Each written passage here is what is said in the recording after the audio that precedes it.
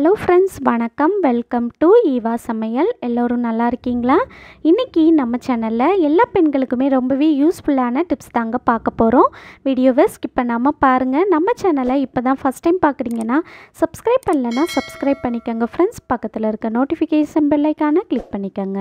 இப்போ வாங்க friends, first tip என்னென்னு பார்க்கலாம். நம்ம வீட்டில் நிறைய சாக்ஸ் வாங்கி வச்சுருப்போம் இல்லையா, அதெல்லாம் பார்த்திங்கன்னா தனித்தனியாக மடித்து நம்ம மொத்தமாக அப்படியே ஏதாவது ஒரு டப்பாவில் போட்டு அப்படியே ஸ்டோர் பண்ணியிருப்போம், அல்லது பீரோவில் ஓரமாக மடித்து வச்சுருப்போம். அந்த மாதிரி இருக்கிறப்ப நம்ம அவசரத்துக்கு தேடும்போது பார்த்திங்கன்னா ஒரு சாக்ஸ் இருக்கும், இன்னொரு சாக்ஸ் எங்கன்னு தெரியாது. ஸோ நமக்கு அந்த டைமில் கொஞ்சம் டென்ஷனாக இருக்கிற மாதிரி இருக்கும்ல. இனி அந்த மாதிரி நம்ம தேடிட்டு இருக்கணும்னு அவசியமே இல்லை. நம்ம சாக்ஸை இந்த மாதிரி மடித்து வச்சோம் அப்படின்னா நம்ம தேடும்போது டக்குன்னு எடுத்து நம்ம யூஸ் பண்ணிக்கலாங்க. இந்த மாதிரி அடியில் ஒரு சாக்ஸ் வச்சுட்டு அதுக்கு மேலே அதோட இன்னொரு செட்டை இது போல் வைங்க. பாருங்கள், இந்த மாதிரி நீங்கள் சாக்ஸை வச்சுட்டு கீழே இருந்து அப்படியே நீங்கள் உருட்டி எடுங்க. மேலே வரைக்கும் நம்ம இந்த மாதிரி உருட்டி எடுத்துக்கலாம். இப்போ அந்த அடியில் நம்ம ஒரு சாக்ஸ் வச்சுருக்கோம் இல்லையா, அதோட அந்த வாய்ப்பகுதி இருக்குது பாருங்கள், அதை இந்த மாதிரி எடுத்து இது போல் நீங்கள் அப்படியே சொருகி விட்டுருங்க. இந்த மாதிரி நீங்கள் மடித்து எடுக்கும்போது பார்த்திங்கன்னா அப்படியே நீங்கள் கீழே போட்டாலும் சாக்ஸ் களையவே செய்யாதுங்க. நம்ம வச்சபடி அப்படியே இருக்கும். இந்த மாதிரி நீங்கள் மடித்து வைக்கிறப்ப நமக்கு இடமுமே சேவ் ஆகுங்க. நமக்கு நிறைய இடம் பிடிக்காது. அவசரத்துக்கு நம்ம தேடிட்டு இருக்கணும்னு அவசியமே இல்லைங்க. டக்குன்னு எடுத்து யூஸ் பண்ணிக்கலாம். கண்டிப்பாக ட்ரை பண்ணி பாருங்கள். இந்த ஐடியா உங்களுக்கு பிடிச்சிருந்துச்சுன்னா லைக் பண்ணிக்கோங்க. உங்கள் ஃப்ரெண்ட்ஸ் அண்ட் ஃபேமிலி மெம்பர்ஸ் கூட ஷேர் பண்ணிக்கோங்க. இப்போ வாங்க ஃப்ரெண்ட்ஸ், அடுத்த டிப் என்னென்னு பார்க்கலாம். மீன் குழம்பு, புளிக்குழம்பு, ரசம், சாம்பாருக்கெலாம் நம்ம புளி யூஸ் பண்ணுவோம் இல்லையா, அந்த புளி நம்ம முன்னாடியே ஊற வைக்கணும். நம்ம சில நேரங்களில் பார்த்திங்கன்னா சமைச்சிட்ருப்போம், புளி ஊற வைக்கிறதுக்கு மறந்துடும். அந்த மாதிரி டைமில் நமக்கு ஒரு மாதிரி டென்ஷன் ஆன மாதிரி இருக்கும் இல்லையா. இனி அந்த மாதிரி நம்ம டென்ஷன் ஆகணும்னு அவசியமே இல்லைங்க. ஒரு நிமிஷத்துலேயே நம்ம புளி ஊற வச்சா எந்த அளவுக்கு இருக்குமோ அந்த அளவுக்கு நம்ம டக்குன்னு ரெடி பண்ணிடலாம். அதுக்கு இந்த மாதிரி ஒரு மிக்ஸி ஜாரில் புளி உங்களுக்கு எந்த அளவுக்கு வேணும் எடுத்துக்கங்க, எடுத்து சேர்த்துக்கங்க. புளி சேர்க்கறதுக்கு முன்னாடி அதில் இருக்கிற கொட்டையெல்லாம் நீங்கள் ரிமூவ் பண்ணி எடுத்துருங்க. இந்த மாதிரி புளி சேர்த்துட்டு அதுக்கப்புறமா அதில் நம்ம தண்ணி சேர்த்துக்கலாம். கொஞ்சமாக தண்ணி விட்டு இதை 2 சுற்று சுற்றி எடுத்துகிட்டு வந்துடலாம். இப்போ பாருங்கள் ஃப்ரெண்ட்ஸ், நான் மிக்ஸி ஜாரில் போட்டு 2 சுற்று சுற்றி எடுத்துகிட்டு வந்துட்டேன்.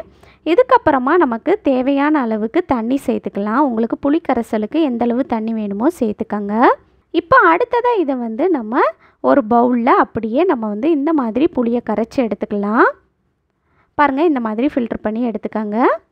இனி புளி ஊற வைக்க மறந்துட்டீங்க அப்படின்னா டக்குன்னு ஒரே நிமிஷத்தில் நீங்கள் இந்த மாதிரி டக்குன்னு புளி கரைசல் ரெடி பண்ணிடலாங்க. கண்டிப்பாக ட்ரை பண்ணி பாருங்கள். இந்த டிப் உங்களுக்கு பிடிச்சிருந்துச்சுன்னா லைக் பண்ணிக்கோங்க. உங்கள் ஃப்ரெண்ட்ஸ் கூடயும் ஃபேமிலி மெம்பர்ஸ் கூடயும் ஷேர் பண்ணிக்கோங்க. இப்போ வாங்க ஃப்ரெண்ட்ஸ், அடுத்த டிப் என்னென்னு பார்க்கலாம். நம்ம வீட்டில் இந்த மசாலா பொருட்கள்லாம் பார்த்திங்கன்னா இந்த மாதிரி பேக்கெட்டாக வாங்கி யூஸ் பண்ணுவோம். சில பேர் பார்த்திங்கன்னா இந்த மாதிரி பேக்கெட்டில் யூஸ் பண்ணும்போது குழம்புக்கு அப்படியே கொஞ்சம் மசாலா போட்டுட்டு மீதி இருக்கிறத நம்ம இந்த பேக்கெட்டை அப்படியே சுற்றி ரப்பர் பேண்ட் போட்டு வச்சுருவோம். அந்த மாதிரி செய்கிறப்ப பார்த்திங்கன்னா சில நேரங்களில் வண்டு பூச்சிலாம் வந்துருங்க. அந்த மாதிரி வராமல் இருக்கிறதுக்கு இது எப்படி நம்ம டைட்டாக சீல் பண்ணுறது தான் பார்க்க போகிறோம். கத்தியை நல்லா நெருப்பில் வாட்டி எடுத்துக்கணும். ரொம்ப நேரம் நம்ம சூடு பண்ணக்கூடாது. 20 செகண்ட் தான் சூடு பண்ணணுங்க. 20 செகண்ட் மட்டும் கத்தியை நல்லா சூடு பண்ணி எடுத்துக்கோங்க. கத்தியை 20 செகண்ட் சூடு பண்ணி எடுத்ததுக்கப்புறமா நம்ம இந்த மசாலா பேக்கெட்டில் சைடில் கட் பண்ணி எடுத்துருக்கோம் இல்லையா, அது பக்கத்தில் இந்த மாதிரி சூடாக இருக்கிற கத்தியை அப்படியே நீங்கள் வைங்க. இது போல் லைட்டாக அப்படியே தேய்ச்சி விட்டீங்க அப்படின்னா இது நல்லா டைட்டாக ஒட்டிக்கோங்க. இப்போ பாருங்கள், நான் ஓப்பன் பண்ணி காட்டுறேன் எந்த அளவுக்கு இது நல்லா டைட்டாக சீல் ஆயிடுச்சுன்னு பாருங்கள். இப்போ நான் இந்த பேக்கெட்டை அப்படியே கவுத்தி காட்டுறேன் பாருங்கள். பாருங்கள் ஃப்ரெண்ட்ஸ், கொஞ்சம் கூட மசாலா கீழே சிந்தவே இல்லை, நல்லா டைட்டாக சீல் ஆயிருச்சு. நீங்கள் இந்த மாதிரி செய்கிறப்ப உள்ளே வண்டு பூச்சி எதுவுமே வராதுங்க.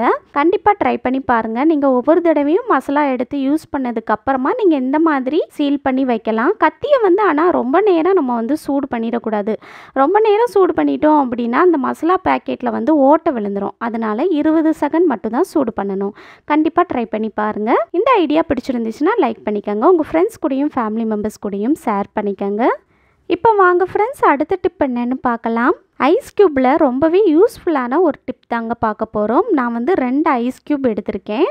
நம்ம வந்து மீனாக இருக்கட்டும், சிக்கனாக இருக்கட்டும், அதுக்கு வந்து பொரிக்கணும் அப்படின்னா அந்த மசாலாலாம் கையில் எடுத்து அப்படியே நம்ம வந்து தடவி எடுப்போம் இல்லையா, அந்த மாதிரி கையை வச்சு ராவி எடுக்கும்போது பார்த்திங்கன்னா நமக்கு வந்து கை வந்து ரொம்ப எரிச்சலாக இருக்கும், ரொம்ப எரியும் இல்லையா. அந்த மாதிரி இல்லாமல் இருக்கிறதுக்கு இந்த மாதிரி 2 ஐஸ் கட்டியை வந்து கையில் எடுத்துகிட்டு அதுக்கப்புறமா ஒரு பவுலில் வந்து தண்ணி எடுத்துக்கங்க. இது போல் அந்த ஐஸ் க்யூப்பை வந்து கையில் வச்சு அப்படியே கசக்கி கசக்கி விடுங்க.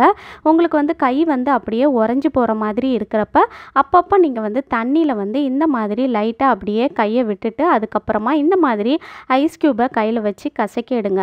அந்த ஐஸ் க்யூப் வந்து தண்ணியில் நல்லா கரையிற வரைக்கும் நல்லா நம்ம வந்து கசக்கி எடுக்கணும். இந்த மாதிரி ஐஸ் க்யூப் வச்சு நம்ம வந்து கையில் கசக்கி எடுக்கும்போது பார்த்திங்கன்னா கொஞ்ச நேரத்துலேயே நமக்கு வந்து கை வந்து மறுத்து போன மாதிரி இருக்குங்க. அதுக்கப்புறமா பார்த்திங்கன்னா உங்களுக்கு அந்த கை எரிச்சலே போயிடுங்க.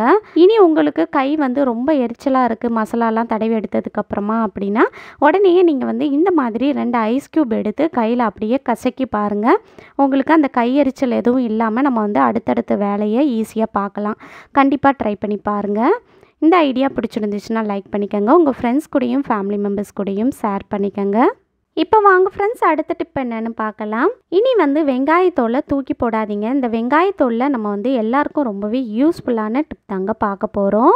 இப்போ இருக்கிற காலத்துலலாம் பார்த்திங்கன்னா சின்ன பசங்களுக்கு இளநரை பிரச்சனை ரொம்ப ஜாஸ்தியாக இருக்கும். அது மட்டும் இல்லாமல் 30 வயசு தாண்டிடுச்சு அப்படின்னா நமக்குமே பார்த்திங்கன்னா அங்கங்கே சின்ன சின்ன ஒயிட் முடி வந்து வர ஆரம்பிக்கும், வெள்ளை முடி வந்து ஜாஸ்தியாக வர ஆரம்பிக்கும். அந்த மாதிரி இல்லாமல் முடி நல்லா ஸ்ட்ராங்காக கருன்னு இருக்கணும் அப்படின்னா இந்த டிப்பை வந்து கண்டிப்பாக ஃபாலோ பண்ணி பாருங்கள். தூக்கி போடுற வெங்காயத்தோலில் நம்ம வந்து ஒரு சூப்பரான ஹேர் டை தான் ரெடி பண்ண போகிறோங்க. இந்த மாதிரி ஒரு கனமான தோசை தவா எடுத்துக்கங்க. நான் வந்து அயன் தவா தான் எடுத்திருக்கேங்க. நல்ல கனமான ஒரு தோசை தவா எடுத்துக்கங்க. இப்போ இந்த வெங்காயத்தோல் வந்து நல்லா கருகி வரணுங்க. அடுப்பை நல்லா குறைவான தீயிலேயே வச்சுட்டு அப்பப்போ இந்த மாதிரி கரண்டியை வச்சு அப்படியே மிக்ஸ் பண்ணி விடுங்க. ரொம்ப நேரம்லாம் ஆகாதுங்க. கொஞ்ச நேரத்திலே பார்த்திங்கன்னா இந்த வெங்காயத்தோல் வந்து நல்ல கருப்பாக அப்படியே கருகி வந்துடும். இந்த வெங்காயத்தோல் வந்து இந்த மாதிரி கருப்பாகிறதுக்கு ஒரு 10 நிமிஷம் ஆகுங்க. 10 நிமிஷத்துக்கு அப்புறம் பாருங்கள் எந்த அளவுக்கு இது வந்து நல்லா கரிஞ்சி வந்திருக்குன்னு. இப்போ வந்து நம்ம வந்து ஸ்டவ்வை ஆஃப் பண்ணிக்கலாம். ஆஃப் பண்ணிவிட்டு இந்த வெங்காயத்தோலை ஒரு மிக்ஸி ஜாரில் போட்டு நல்லா பவுட்ரு பண்ணி எடுத்துக்கங்க. நல்லா பவுட்ரு பண்ணி எடுத்ததுக்கப்புறமா நம்ம வந்து இதை ஒரு பிளேட்டில் இந்த மாதிரி ஒரு வடிகட்டி வச்சுட்டு நல்லா ஜலிச்சு எடுத்துக்க போகிறோம். இந்த வெங்காயத்தோலில் சல்ஃபர் இருக்கிறதுனால நமக்கு வந்து முடி வளர்கிறதுக்குமே ரொம்பவே ஹெல்ப்ஃபுல்லாக இருக்குங்க. நம்மளோட முடியில் வேர் பகுதியும் நல்லா ஸ்ட்ராங்காக இருக்குங்க. இதனால் பார்த்திங்கன்னா நமக்கு ஹேர் லாஸும் கண்ட்ரோல் பண்ணும். இப்போ பாருங்கள் ஃப்ரெண்ட்ஸ், இந்த மாதிரி நீங்கள் ஜலிச்சு எடுத்துக்கங்க. இப்போ இதை நம்ம வந்து ஒரு பிளேட்டுக்கு மாற்றிக்கலாம். உங்கள் வீட்டில் ஆலோவேரா ஜெல் இருந்துச்சுன்னா நீங்கள் ஆலோவேரா ஜெல் எடுத்துக்கலாம். ஆலோவேரா ஜெல் இல்லை அப்படின்னா தேங்காய் எண்ணெய் கூட யூஸ் பண்ணிக்கலாங்க. எங்கள் வீட்டில் ஆலோவேரா ஜெல் இல்லை, அதனால் நான் வந்து தேங்காய் எண்ணெய் தான் யூஸ் பண்ண போகிறேன். இப்போ இதில் நான் வந்து 1 ஸ்பூன் அளவுக்கு தேங்காய் எண்ணெய் சேர்த்துருக்கேங்க. தேங்காய் எண்ணெய் சேர்த்துட்டு இதை வந்து நல்லா மிக்ஸ் பண்ணி விட்டுக்கலாம். நீங்கள் நிறைய வெங்காயத்தோல் போட்டு ரெடி பண்ணி எடுத்திங்கன்னா உங்களுக்கு வந்து நிறைய பவுட்ரு கிடைக்குங்க. நீங்கள் வந்து அதை ஒரு டப்பாவில் போட்டு ஸ்டோர் பண்ணி வச்சுட்டு கொஞ்சம் மட்டும் எடுத்து உங்களுக்கு தேவையான அளவுக்கு எடுத்து யூஸ் பண்ணிக்கலாம். இந்த மாதிரி நீங்கள் தேங்காய் எண்ணெய் சேர்த்துட்டு அல்லது ஆலோவேரா ஜெல் சேர்த்துட்டு நல்லா கலந்து எடுத்தீங்க அப்படின்னா பார்க்குறதுக்கு நல்லா ஹேர் டை மாதிரி கிடைக்குங்க. இதை வந்து நீங்கள் குளிக்கிறதுக்கு 1 மணி நேரத்துக்கு முன்னாடி ஹேரில் வந்து அப்ளை பண்ணணுங்க. அப்ளை பண்ணும்போது அந்த வேர் பகுதியில் படுற மாதிரி நல்லா அப்ளை பண்ணுங்கள்.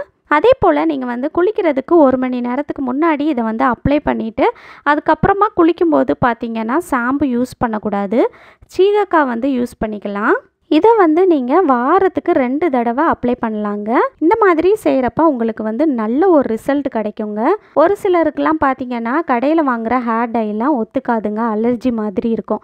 அந்த மாதிரி இருக்கிறப்ப நம்ம வந்து வீட்டில் வந்து எந்த வித கெமிக்கலும் இல்லாமல் நம்ம இந்த மாதிரி ரெடி பண்ணி யூஸ் பண்ணலாங்க.